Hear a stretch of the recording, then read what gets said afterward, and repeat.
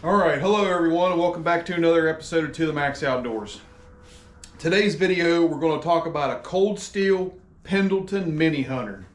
And the reason why I want to talk about this knife, this cold steel Pendleton mini hunter, is because of the size, the usability, and the ease of control of this knife, and most importantly, the weight.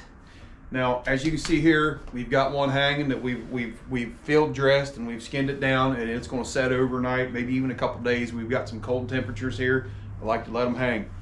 But the main purpose of this video is I think cold steel gets a tad bit of a bad rap, and just to show you and to tell you guys that there's no need to carry a big giant knife in the woods, especially when you have to pack in for deer and you're putting some miles on your feet, or you're anywhere where you have to carry your own goods in to do your deer processing in the field.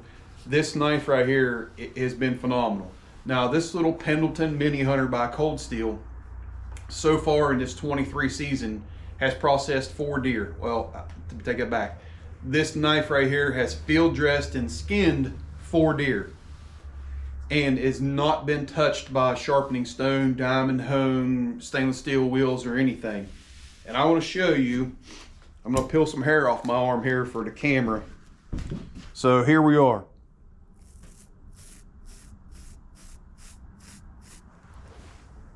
See the hair on the knife? See the hair going on the arm? That's a pretty good testament to a knife in that $40 price range.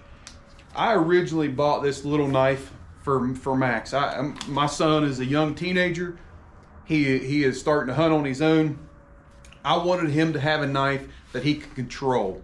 And this knife here, this knife has a 3-inch overall blade length and a 3 5/8 handle.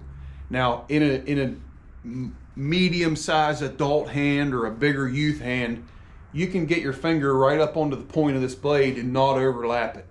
And that is really ideal for a beginner or a intermediate person when they're field dressing an animal, to be able to cover the tip of that blade and to control that blade when you're going into the stomach part of that. It is phenomenal. Well, I watched Max use one, and I went out and bought myself one, because it's amazing how a little 3-inch blade with a 3 5/8 handle can field dress deer.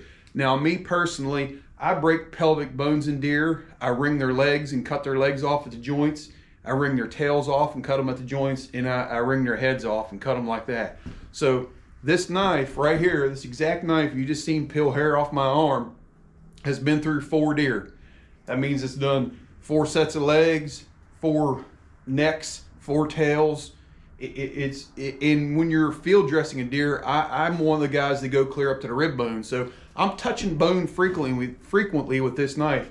I'm breaking pelvic bones with this knife. And as you can see there, the tip is still good to go. So I would say that anyone that's packing in for a say 2, 3, 4 mile trip, that wants to pack light, anybody that's looking for a novice or a beginner knife that needs some control, this Pendleton mini hunter right here, I think is the way to go. And I'm not sponsored by them. I bought this with my own money. I paid $37.95 for it, to be exact.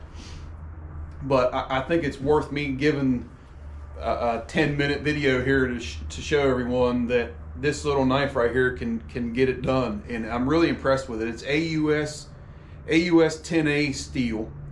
It's made in Taiwan. It's not USA made. You know, that's one flaw against it, but it's the world we live in now. It does have a nice textured grip. Even this one here, I've field dressed and skinned this deer with it. It has some fat in it. Anybody that's fooled with a deer like this, it's 21 degrees right now. Anyone that's messed with that knows that fat gets all over the place. I'm still able to grip this knife exactly like I would. The control and the usability of this knife is really the reason I'm making this video, because I think it's phenomenal.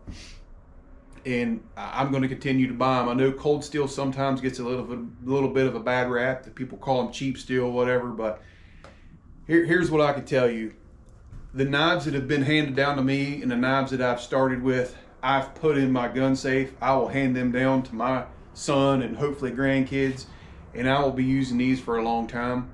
And I'm going to start handing them down. I'm going to start buying them and giving more to Max, because I think they're pretty cool. So Christmas gift, birthday gift, somebody that's new getting into hunting that needs a knife that, like I said, you can control and not be bigger than your hand. I mean, look, it hits me in the palm of the hand. I can hit it on the point there. I really like that, the way to be able to control that knife. And it's even got an eyelet in it. It's got a metal eyelet in it that you can tie a paracord or a lanyard to. And it is a full tang knife. And the tang goes all the way down to the end of it. So it's rigid.